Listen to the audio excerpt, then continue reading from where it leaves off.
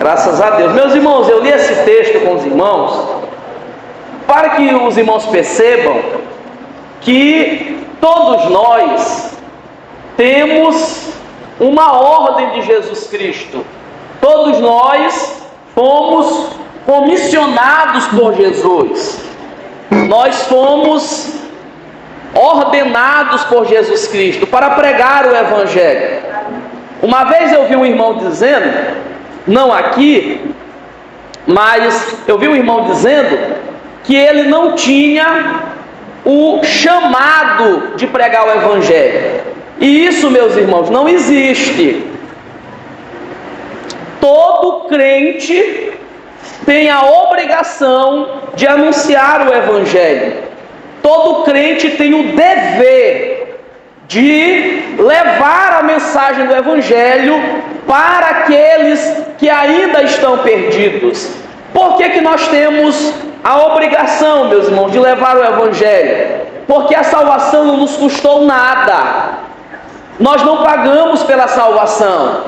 Nós não estamos assim com a nossa obrigação quitada com Jesus, porque Ele nos deu de graça a salvação. Então o mínimo que podemos fazer diante de uma salvação de graça é fazer a vontade do nosso Senhor. E a vontade do Senhor Jesus Cristo é que o máximo de pessoas sejam salvos.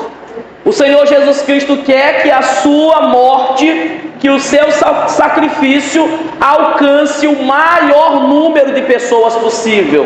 O Senhor Jesus não quer, meus irmãos, que um grande número de pessoas se percam. Se as pessoas estão se perdendo, é porque elas rejeitam o Evangelho, mas não é da vontade do Senhor. Há um texto, eu acredito que é no livro do profeta Jeremias, ou na verdade no livro do profeta Ezequiel, que está escrito assim: o Senhor não tem prazer na morte do ímpio. O Senhor não quer que o ímpio seja condenado. A maior prova de que Jesus Cristo não quer que as pessoas sejam condenadas é que Ele morreu na cruz. Se Ele quisesse que as pessoas se perdessem sem ter chance de salvação, Ele não teria morrido na cruz. Então o Senhor Jesus quer que o maior número de pessoas sejam salvas, que o maior número de pessoas sejam alcançadas, e Ele passou essa missão para a igreja. É por isso que o texto diz: ide por todo o mundo. Observe que nós temos que tentar preencher o mundo com o Evangelho. Só que como nós não temos condições de pregar para muito longe, a gente prega onde nós estamos. Existem dois tipos de missionário: o missionário transcultural, que é aquele que vai para outro país evangelizar, e existe o missionário local, que somos nós. A maioria dos cristãos são missionários locais. Você é missionário na sua casa, você é missionário no seu trabalho, você é missionário na rua, no seu serviço. Aonde o cristão está, ele é um missionário, porque ele pode pregar e deve pregar o Evangelho aonde ele estiver. O texto diz que nós temos que pregar por todo o mundo e para toda a criatura. Todas as pessoas precisam ser evangelizadas. Meus irmãos, crianças precisam ser evangelizadas. E eu falo de criança que já tem alguma consciência, precisa ser evangelizado. Crianças precisam ouvir que elas estão em pecado, que elas estão afastadas de Deus, e que elas precisam ser alcançadas pelo sangue precioso de Jesus. Nós temos que pregar o Evangelho para toda a criatura, do velhinho à criança, todos precisam ser evangelizados. Às vezes, meus irmãos, alguém aparece na nossa vida como um propósito de Deus para nós evangelizarmos essa pessoa. Do nada chega alguém na nossa casa, batendo na nossa porta, pensando que é a casa dos outros. Do nada chega alguém: Eu vi um pastor falando uma vez, eu achei muito interessante, que ele disse que do nada ele estava aqui em casa, o telefone dele tocou, era um pessoal de banco ou de telefonia, atendente. Aí ele atendeu, aí disseram, eu quero ver tal plano, não sei o que. O pastor disse que deu uma vontade dele evangelizar aquela pessoa. Mas eu vou evangelizar essa pessoa. Pegou o telefone e disse, não, espera um pouco.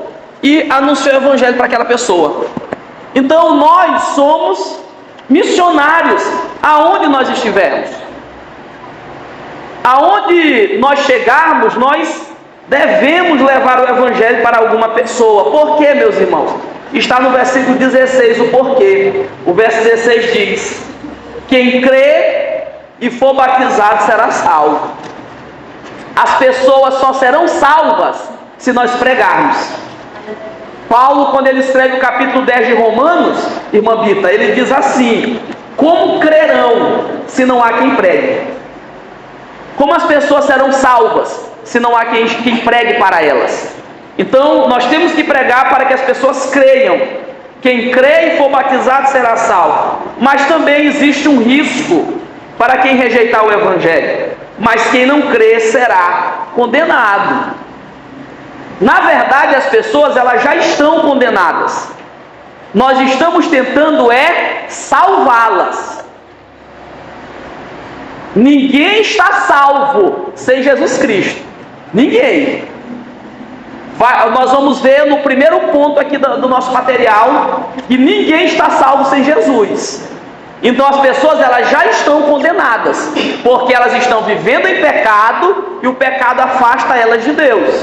Então o que nós estamos tentando fazer é livrar as pessoas da condenação. E se nós não fizermos nada, nós vamos estar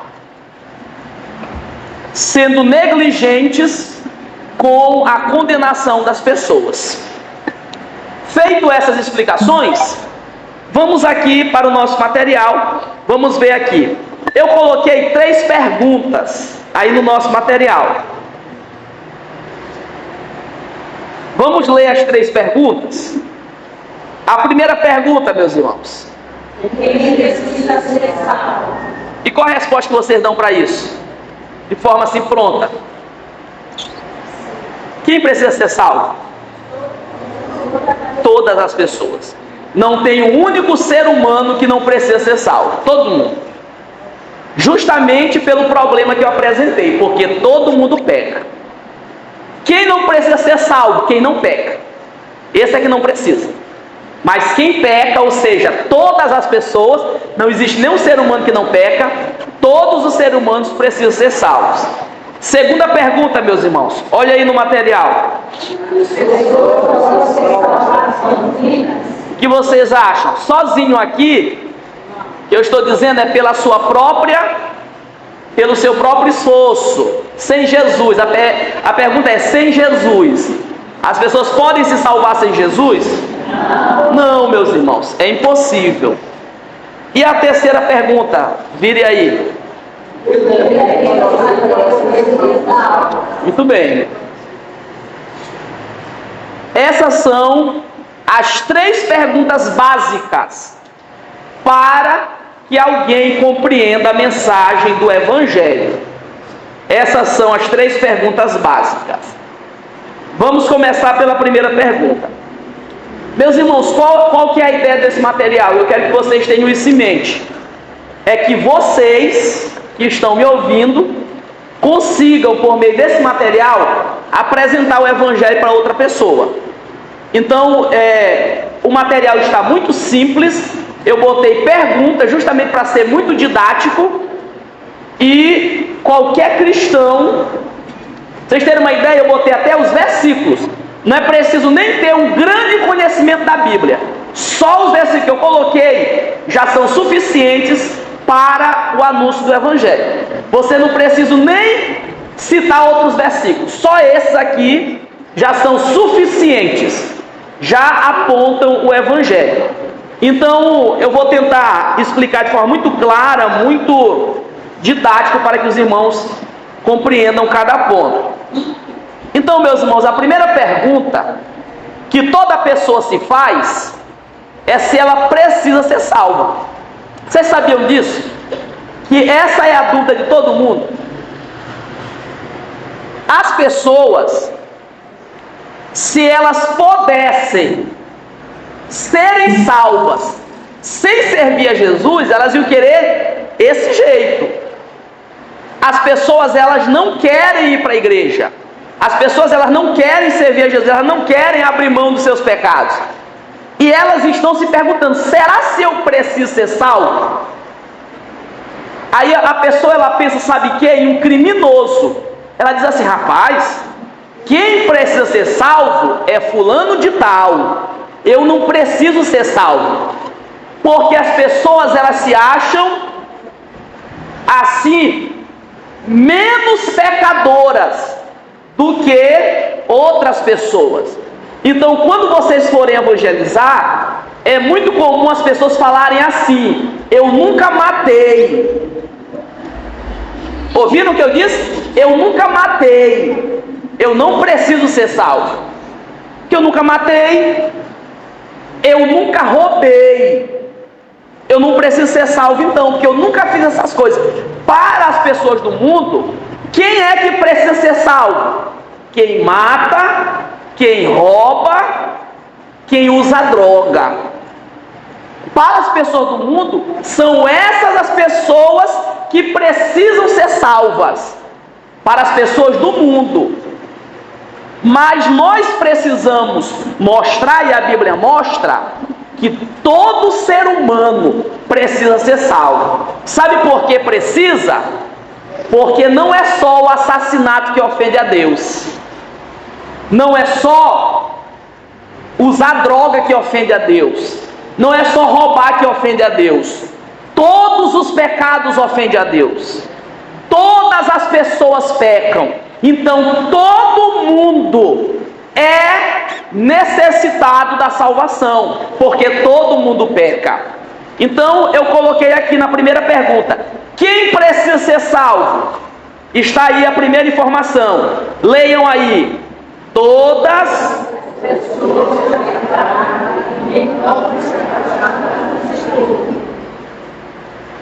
Observem: todas as pessoas pecaram, e todo pecado ofende a Deus.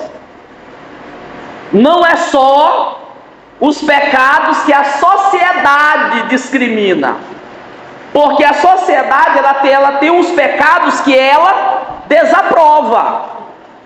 Só que para Deus todo o pecado é ofensivo. Então todo ser humano, porque peca, ele necessita da salvação.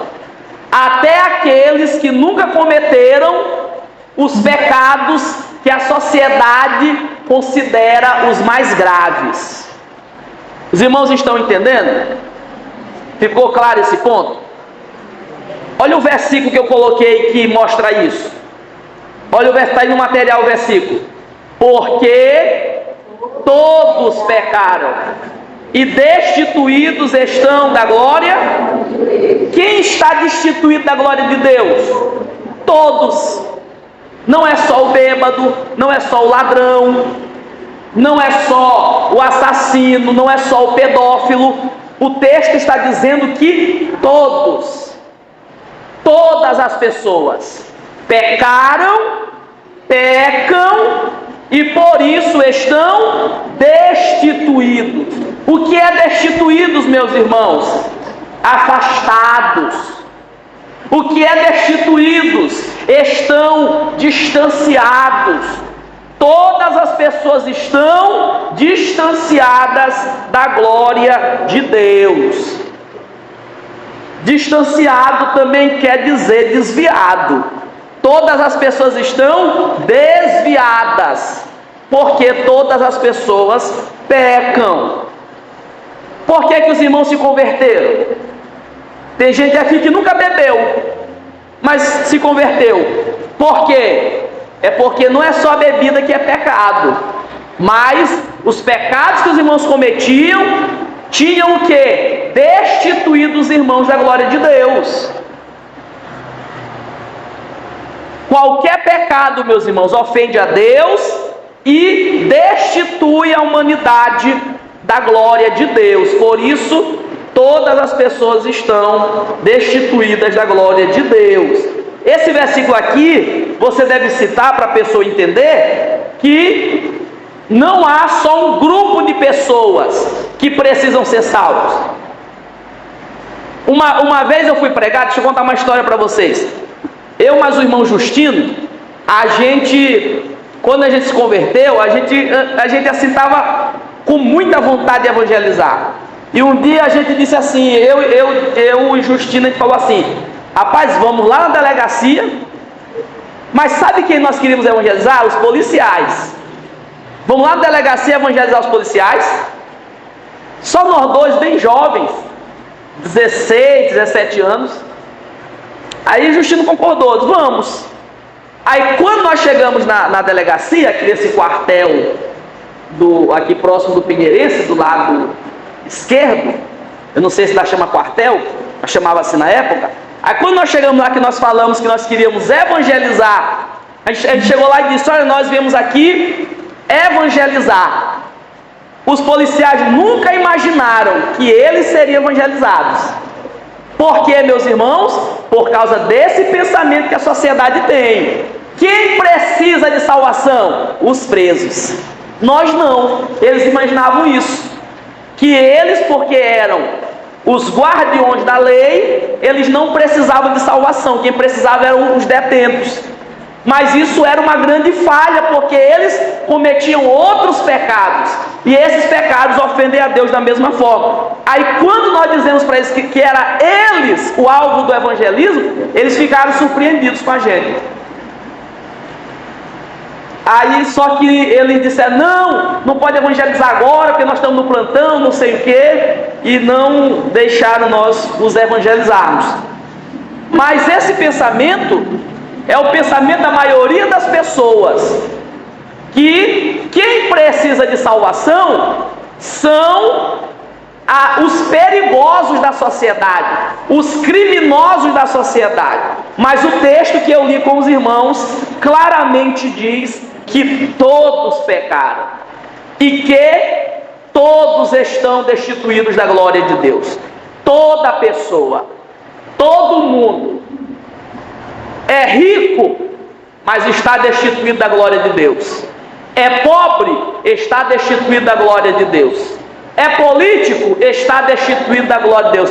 Toda pessoa, independente da classe social, independente da situação, é um pecador e está destituído da glória de Deus. Amém, meus irmãos? Amém. Aí eu coloquei uma outra informação. O bom comportamento e as obras de caridade não tem o que, meus irmãos?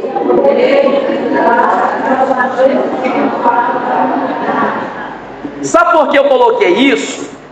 Porque geralmente as pessoas elas dizem assim: eu não preciso de salvação porque eu sou um bom cidadão, porque eu sou honesto, porque eu faço obras sociais, porque eu sou caridoso, porque eu não mexo com coisa dos outros.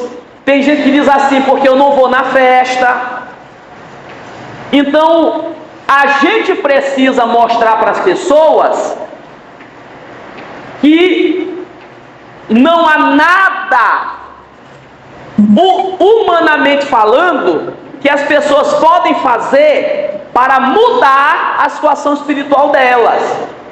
Se o texto está dizendo que todos estão destituídos da glória de Deus, não há como as pessoas mudarem isso. O que eu quero dizer?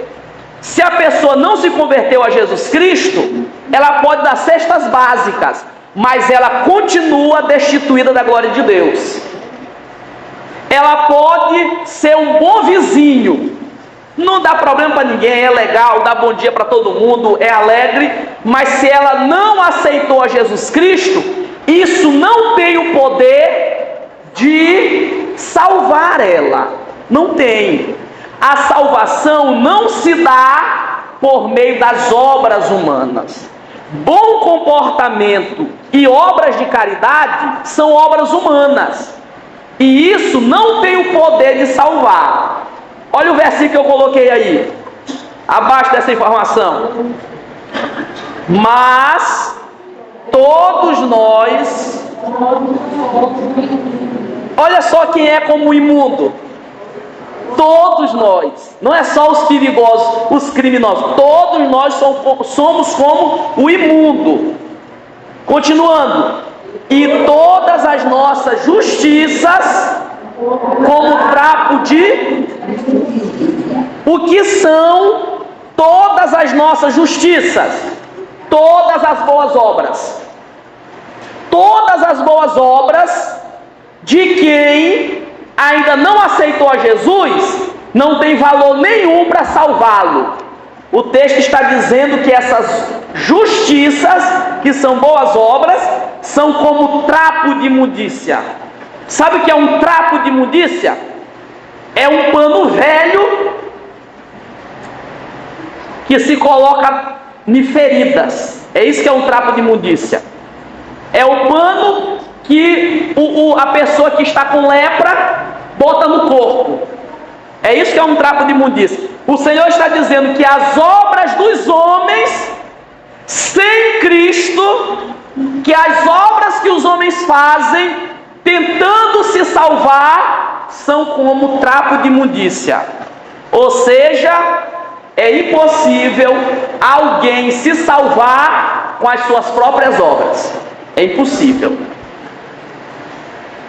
A única obra que vale para a salvação é a obra de Jesus Cristo. A única obra que não é como um trapo de imundícia é a obra de Jesus Cristo. Qualquer outra obra que o homem faz para tentar se salvar é como um trapo de imundícia. Em outras palavras, não tem valor nenhum para Deus. O que não tem valor para Deus, meus irmãos? O que o homem faz tentando se salvar sem Jesus Cristo. Não tem valor para a salvação. A caridade que a pessoa faz tem valor para o próximo. Ele ajuda o próximo, ele está contribuindo para o bem-estar da sociedade, mas não tem valor para a salvação dele. Ele não será salvo pelas obras deles. Vamos continuar o texto. E todos nós caímos como a folha, e as nossas culpas, como um vento, nos arrebatam. Então, as nossas justiças não conseguem nos salvar. Os irmãos entenderam? Amém? O que é que os irmãos aqui têm que mostrar para o ouvinte? Que as obras dele não têm valor para a salvação. Porque os irmãos já escutaram alguém dizer isso? Eu faço isso, faço aquilo, e por isso eu não preciso ser salvo. Os irmãos já ouviu alguém falar isso? É comum as pessoas falarem isso. Mas o que nós temos que mostrar para as pessoas é que a única obra que salva é a de Jesus. Nenhuma obra humana tem poder de salvar ninguém. Olha, e a gente às vezes erra. A gente irmã Luísa, às vezes a gente faz o descrente pensar que ele está salvo com as obras dele, porque a gente fica dizendo que o descrente é quase crente, chama o descrente de homem de Deus. Olha o que o homem de Deus deu para a gente.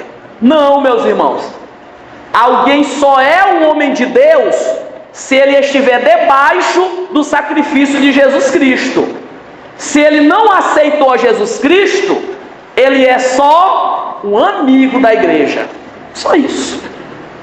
É por isso que a gente chama os visitantes de amigo. Percebe como a gente nem chama de irmão?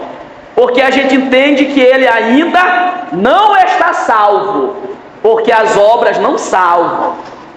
A Bíblia está dizendo que as nossas obras, para tentar nos salvar, são como trapo de imundícia. Vamos terminar essa primeira pergunta. Quem precisa ser salvo? A terceira colocação, olha aí, toda a humanidade.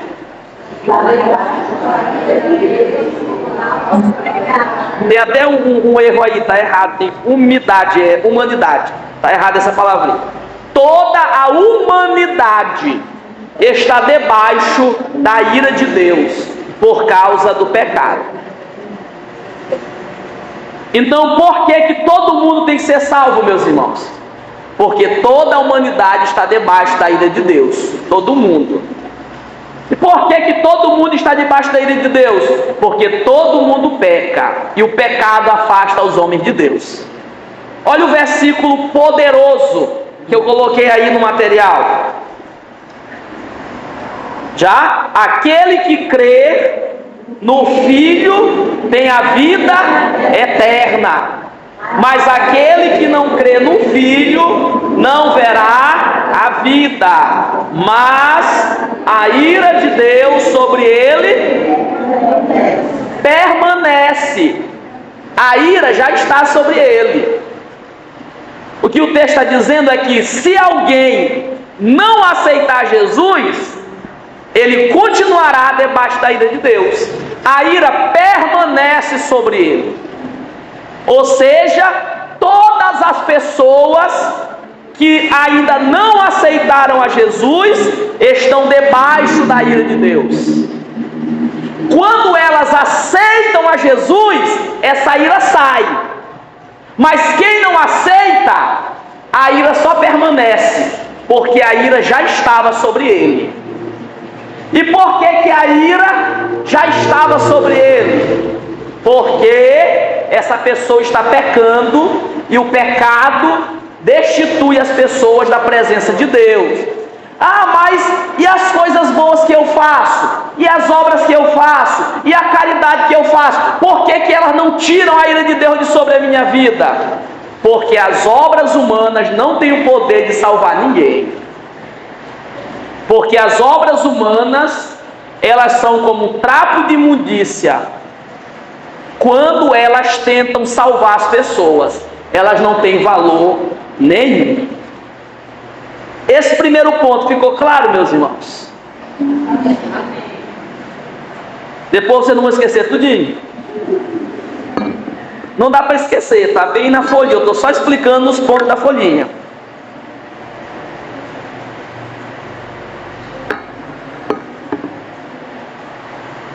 Se a gente tivesse hoje um visitante, talvez ele até se converteria, ouvindo a mensagem do Evangelho claramente. Meus irmãos, às vezes eu fico tão triste que às vezes é um culto de rua, às vezes é uma cruzada, e o pregador não anuncia o Evangelho. Às vezes eu fico espantado com um pregador que não fala a mensagem do Evangelho. O que é a mensagem do Evangelho, meus irmãos? É isso aqui: todo mundo precisa ser salvo, porque todo mundo peca e está afastado de Deus, porque as obras humanas não têm o poder de salvar ninguém. Isso é que é o Evangelho. Às vezes os pregadores não pregam isso. Meus irmãos, existem duas pregações: uma para os crentes e outra para os descrentes. Qual é a mensagem para os descrentes? O Evangelho que nós estamos aprendendo aqui. Agora a mensagem para crente é outra. É vitória, é mensagem de vitória, é uma exortação, é uma palavra de consolo. Para crentes é isso. Mas a única mensagem para os descrentes é a mensagem do Evangelho. Não tem outra mensagem. Evangelismo é isso, é anunciar a mensagem do Evangelho. Vamos ver agora o segundo ponto, que tem muito a ver com o que nós acabamos de falar no primeiro. Qual é a pergunta aí do segundo ponto? Muito bem. Eu poderia ter colocado, no lugar de sozinhas, eu poderia ter colocado assim: sem Cristo. Porque esse aqui é o sentido que eu quero falar. Então aí no material de vocês botam assim, puxa uma setinha e botam assim, sem Cristo. Essa aqui é a pergunta que eu quero fazer. As pessoas podem se salvar sem Cristo? Ou seja, só com as suas obras? Essa aqui é a pergunta. Sem Cristo.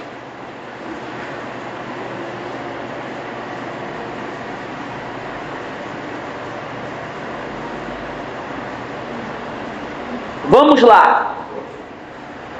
Tudo bem. Vamos lá. Olha a primeira afirmação que eu coloquei aí no material. O problema do pecado é tão elevado que ninguém consegue resolver por sua própria força ou... Novamente. O problema do pecado é tão elevado que ninguém consegue resolver por sua própria força ou... Por que o homem não pode se salvar só dando esmola para o mendigo, sem aceitar Jesus? Porque o problema do pecado é tão elevado que as esmolas ao mendigo não resolvem o problema. Por que eu não posso me salvar dando peixe na Páscoa? Porque o problema do pecado é tão elevado que não pode ser resolvido com isso. A obra do homem é muito pequena comparado com o problema do pecado. Meus irmãos, o ser humano está condenado. O ser humano está amarrado no pecado. O ser humano está morto por causa do pecado. Então, para ele vencer o problema do pecado, ele teria que fazer uma obra muito grande. E essa obra muito grande, a gente não consegue fazer. Não consegue. A única obra muito grande que tem o poder de salvar é qual, meus irmãos?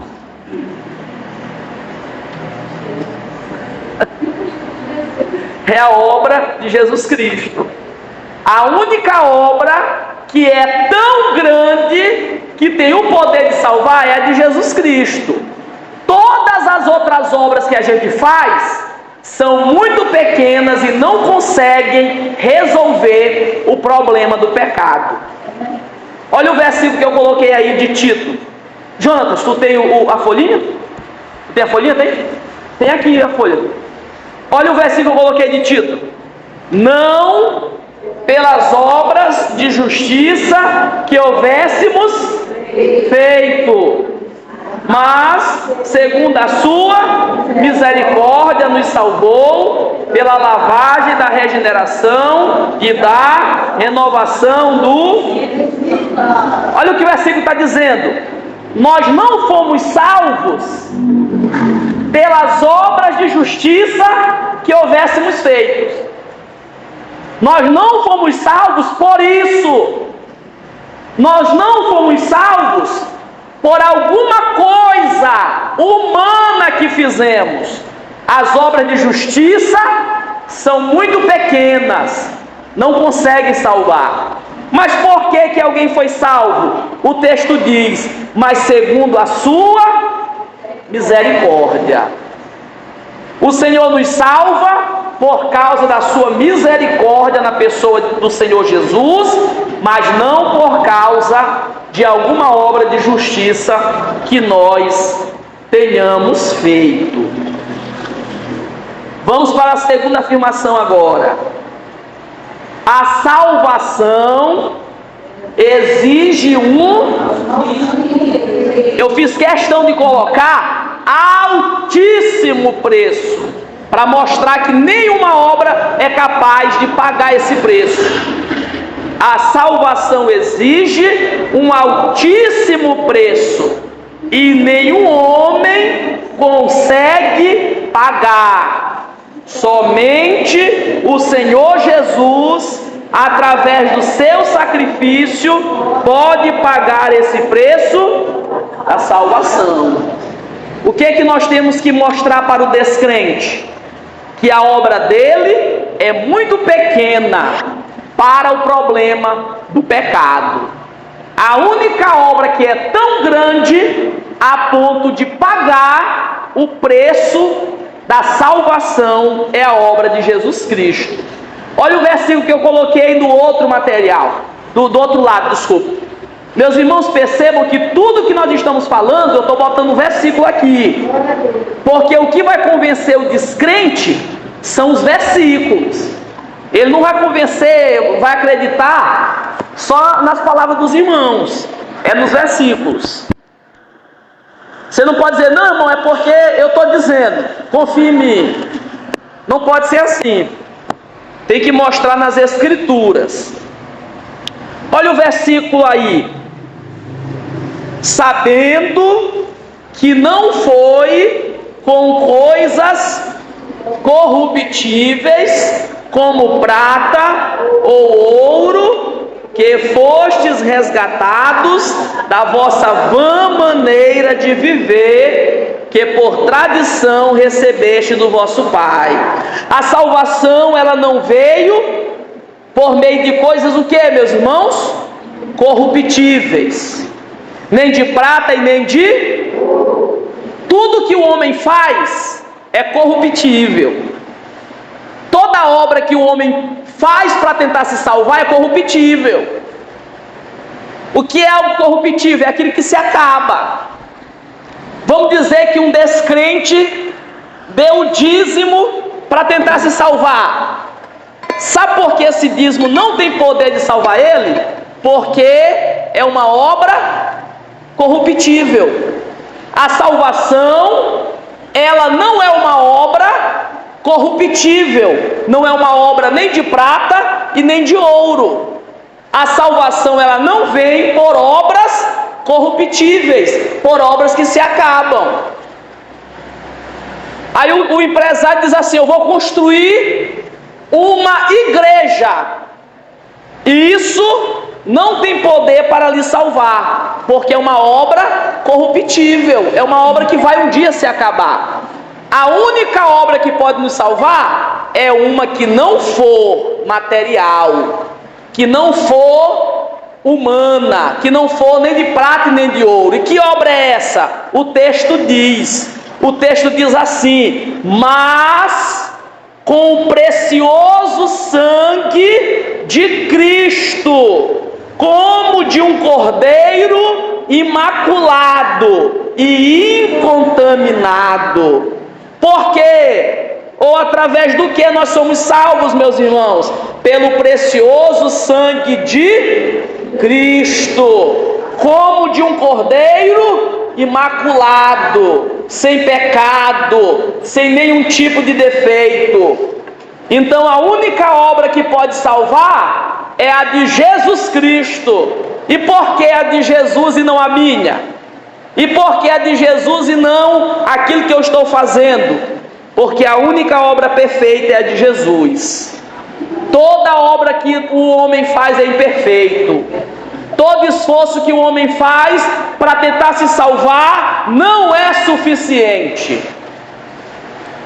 A melhor coisa que nós podemos dizer ao descrente é: você não vai conseguir se salvar sozinho. Você não vai. Corre para Jesus. A única obra que salva é a de Jesus.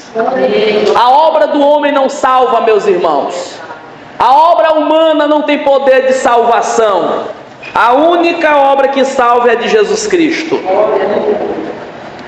E aqui você pode falar um pouco do grande amor de Jesus Cristo.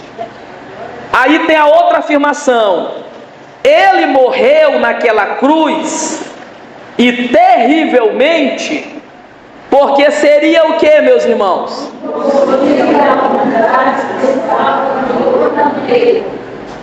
Uma vez eu fui dar um estudo, isso faz pouco tempo,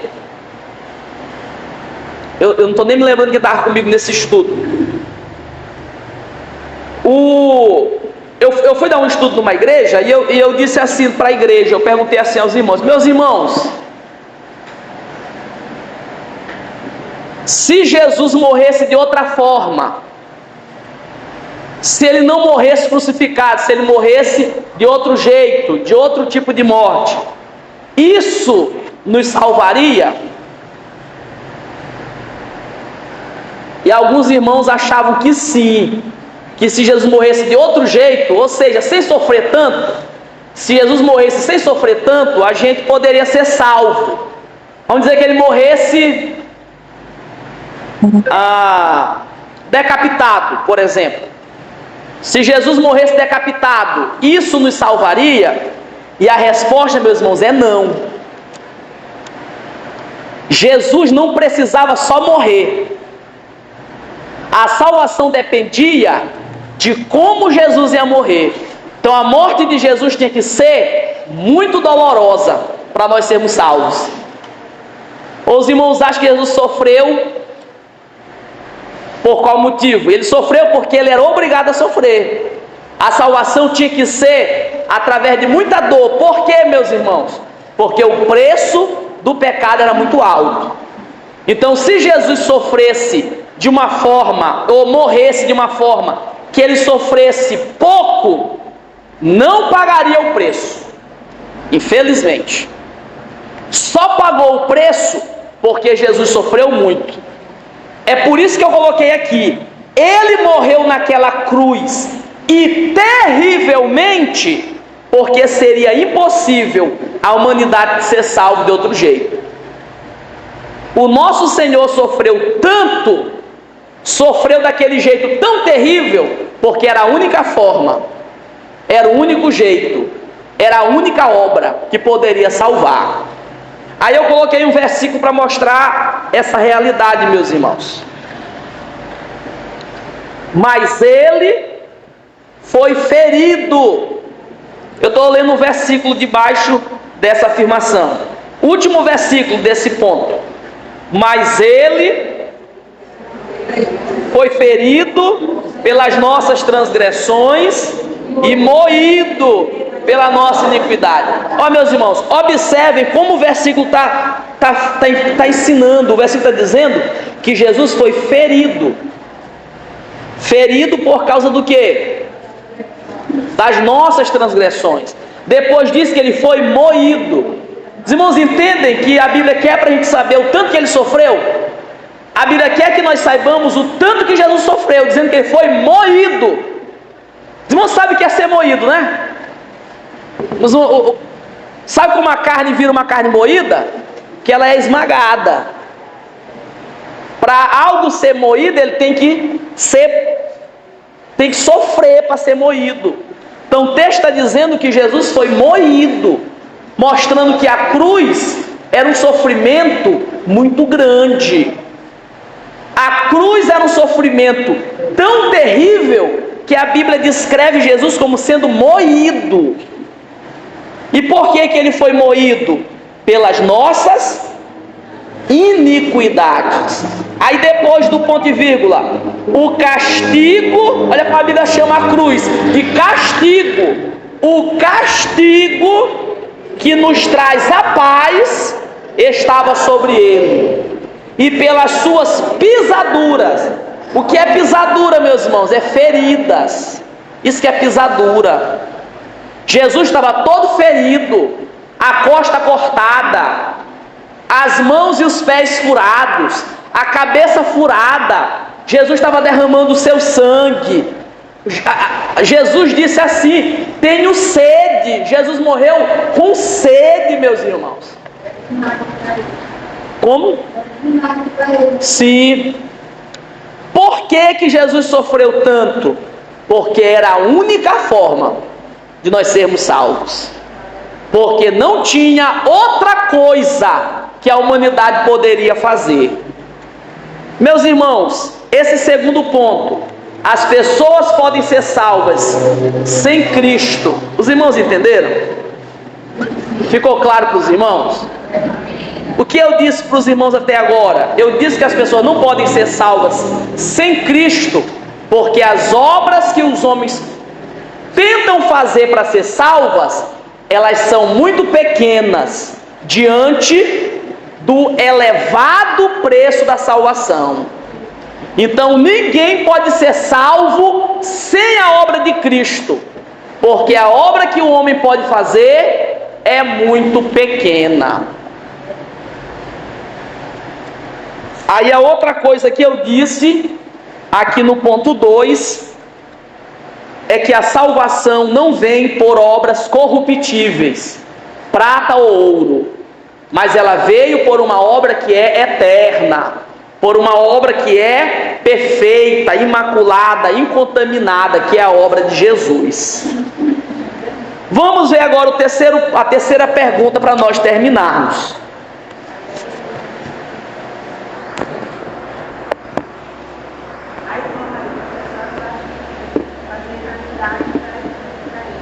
Verdade.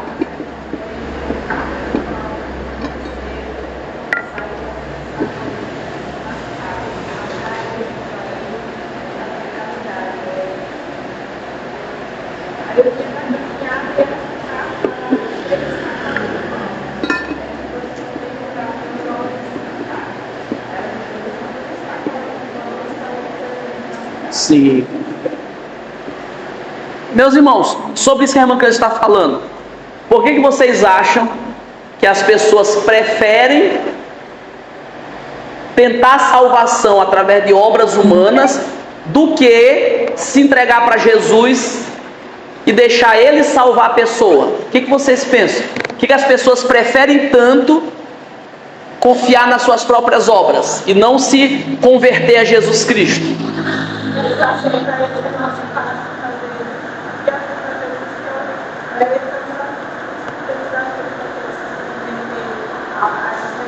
Sim.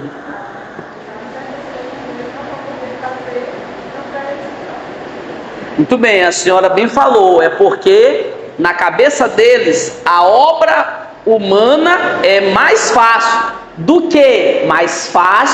do que abrir mão dos seus pecados, mas não é suficiente. A irmã Lúcia tinha falado, eles estão cegos. Sim, realmente. Um outro motivo que eu queria dizer, que as pessoas, sabe por que as pessoas preferem confiar nas suas obras do que na de Jesus? Porque o ser humano, por natureza, ele é orgulhoso e não gosta de depender de ninguém. Vocês acreditam que o ser humano, ele quer ser salvo pela sua própria obra por causa do orgulho dele? Ele quer alcançar pelo mérito dele a salvação. Isso é orgulho do coração humano. Mas o que nós temos que dizer no evangelismo? Que o preço da salvação é tão elevado que a melhor obra de caridade ainda assim não atinge o preço da salvação. Se uma pessoa vendesse tudo que ele tem, vamos dizer assim, um milionário entregasse todo o seu dinheiro para os pobres, ainda assim seria uma obra pequena diante do elevado preço da salvação. Então, nenhuma obra humana atinge o elevado preço que a salvação exige. A única obra tão grande, perfeita, verdadeira, que atinge o preço da salvação é a obra de Jesus Cristo.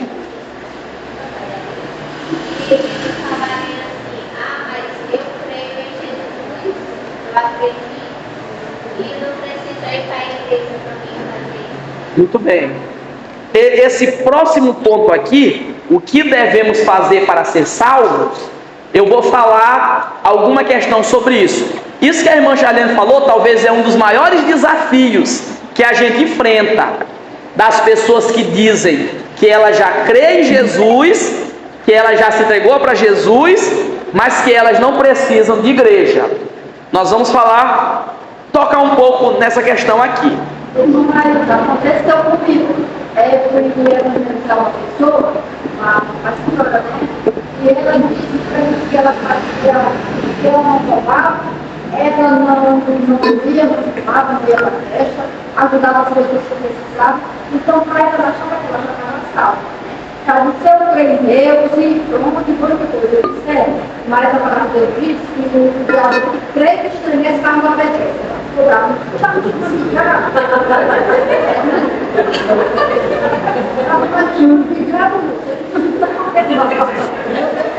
A palavra de Deus, eu estava acreditando nessa obediência. Eu estou falando da salvação. Não basta só por crer, mas tem que crer e obedecer. Ela ficou para ela está achando que ela mas eu sei que eu falei que é verdade. Então eles acham que troca salvo Sim. caridade, não é assim. Não. Não é assim que não vai funcionar, não. O Deus vai ser diferente. Eu falei para ela mesmo. Muito bem. Muito bem, vamos lá. Esses são desafios que nós enfrentamos no campo missionário. Vamos lá, terceira pergunta, meus irmãos, e última pergunta. Leiam aí.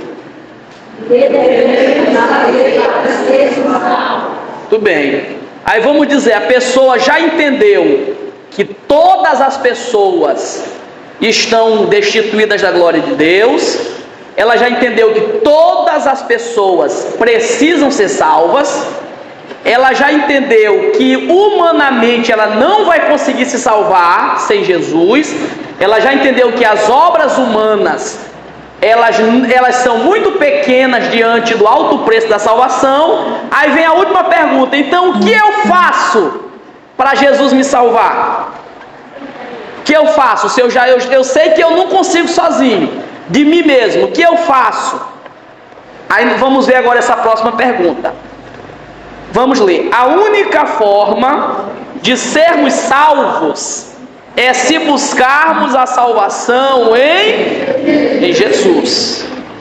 Olha o que o texto diz: e em nenhum outro há, porque também debaixo do céu nenhum outro nome há dado entre os homens pelo qual devamos ser.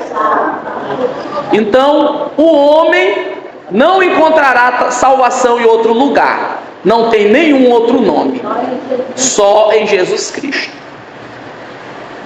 Aí vem a próxima afirmação: apesar que Jesus morreu por todos, mas os homens precisam aceitá-lo e abandonar os seus para serem.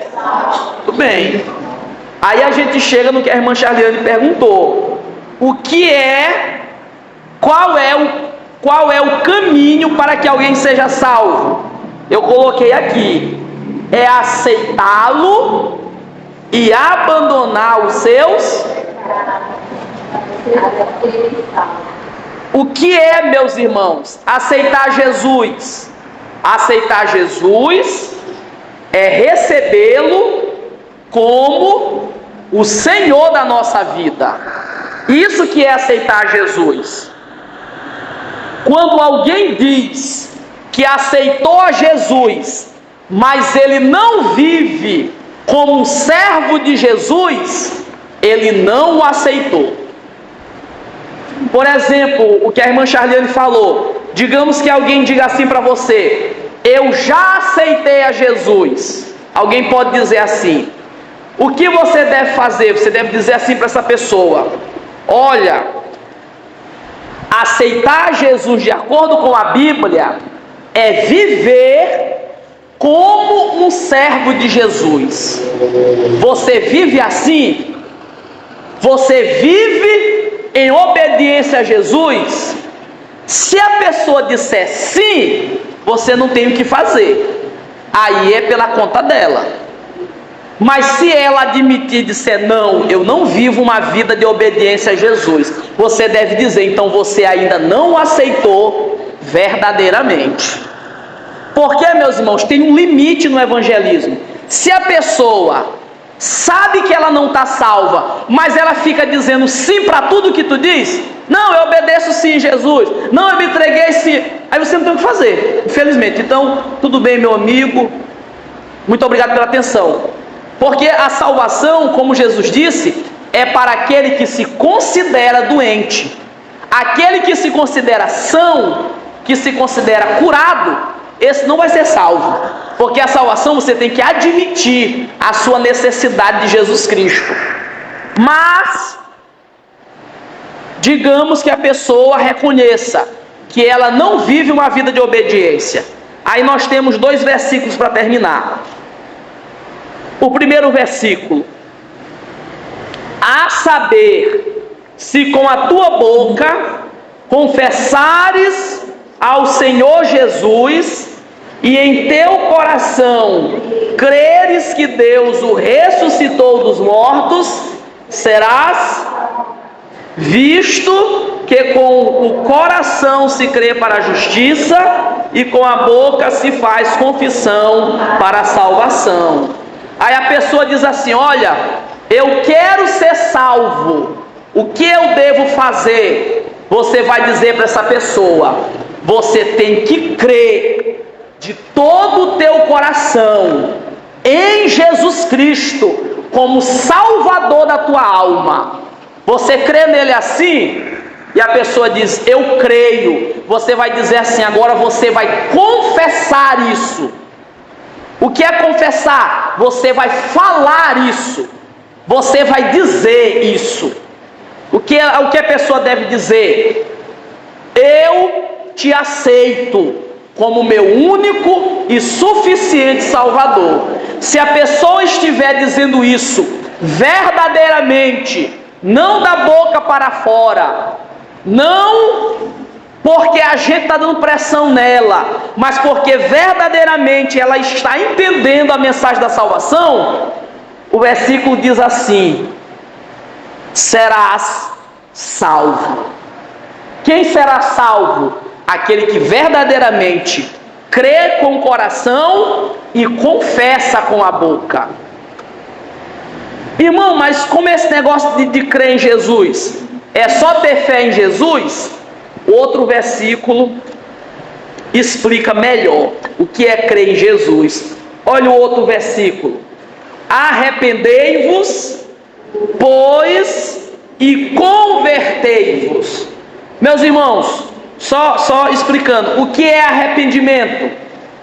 Arrependimento é o abandono da vida de pecado. Isso que é arrependimento, é abandonar a vida de pecado. O que impede uma pessoa de ser salva? Ela não querer abandonar a vida de pecado, ela não querer se arrepender, ela não querer abandonar a vida que ela vem levando. Se uma pessoa não quiser se arrepender, ela está impedida de ser salva. A pessoa diz: não, eu aceitei sim Jesus. Aí nós perguntamos: mas tu te arrependeu? Tu abandonou os teus pecados? E ela diz: não, eu não fiz isso. Então você ainda não aceitou a Jesus verdadeiramente. O texto diz: arrependei-vos, pois, e convertei-vos. O que é convertei-vos, meus irmãos? É ter uma nova vida que agrada a Jesus Cristo. Converter é ter uma nova vida, uma vida transformada. A pessoa disse que aceitou a Jesus, mas não abandonou a bebida, mas não abandonou a festa, mas não abandonou os pecados, os vícios, a imoralidade, a prostituição. Ela não abandonou nenhuma dessas coisas. Ela não se converteu ainda. Depois Jesus que é crente, ele fala para Jesus, Jesus para casa de cara, mas não quer descansar porque ele estava tirando o céu do final na frente dele. Uma Lúcia sabe de coisa.